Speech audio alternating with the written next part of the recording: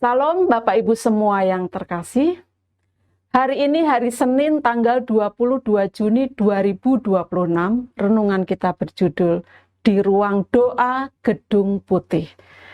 Firman Tuhan kami ambil dari kitab 1 Tesalonika 5 ayat yang ke-17. Demikian firman Tuhan, tetaplah berdoa. Di balik wibawa seorang presiden besar, Abraham Lincoln dikenal sebagai pribadi yang lembut dan seorang yang suka berdoa. Ketika perang saudara mengoyak negerinya, ia sering ditemukan berlutut sendirian di ruang kerjanya, memohon hikmat kepada Tuhan. Wajahnya letih, bahunya tertunduk, namun hatinya tertuju kepada Allah. Seorang ajudan pernah mendengar bisikan suaranya di malam sunyi.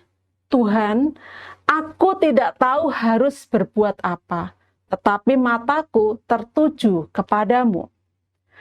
Bagi Lincoln, doa bukan ritual politik, melainkan nafas hidup seorang pemimpin yang sadar bahwa hikmat manusia saja tidak cukup. Ia membaca Alkitab setiap pagi, mencari penghiburan di Mazmur, dan sebelum mengambil keputusan besar, ia selalu berdiam diri di hadapan Tuhan. Itulah sumber kekuatannya di tengah tekanan, ejekan, dan ancaman. Dalam kesepian Gedung Putih, Lincoln menemukan tempat perlindungan di lututnya. Perang saudara berlangsung selama 4 tahun, menelan ratusan ribu jiwa. Namun di tengah darah dan air mata, Lincoln tetap menundukkan hatinya kepada Tuhan.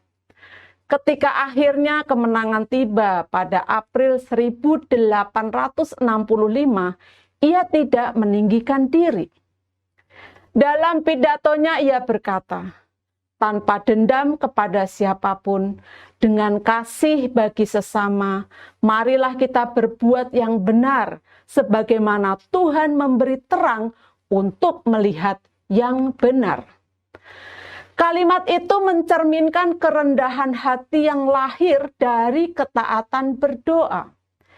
Ia tidak melihat kemenangan sebagai keberhasilan politik, tetapi sebagai anugerah Tuhan yang harus dipelihara dengan kasih dan pengampunan. Hanya beberapa hari setelah kemenangan itu, Lincoln ditembak mati di Teater Ford. Meskipun ia wafat, ia telah meninggalkan jejak iman. Seorang pemimpin yang tidak hanya memerintah dengan kecerdasan, tetapi dengan lutut yang bertekuk di hadapan Allah.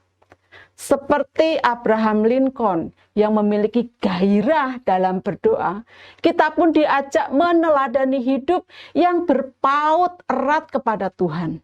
Firman-Nya berkata, tetaplah berdoa. Doa bukan sekedar ucapan di bibir, tetapi persekutuan yang menumbuhkan keberanian dan kebijaksanaan di hati. Dalam doa kita menemukan arah ketika dunia bising dan ketenangan ketika hidup tidak pasti. Kemenangan sejati tidak selalu datang di medan perang, melainkan di ruang doa yang sunyi.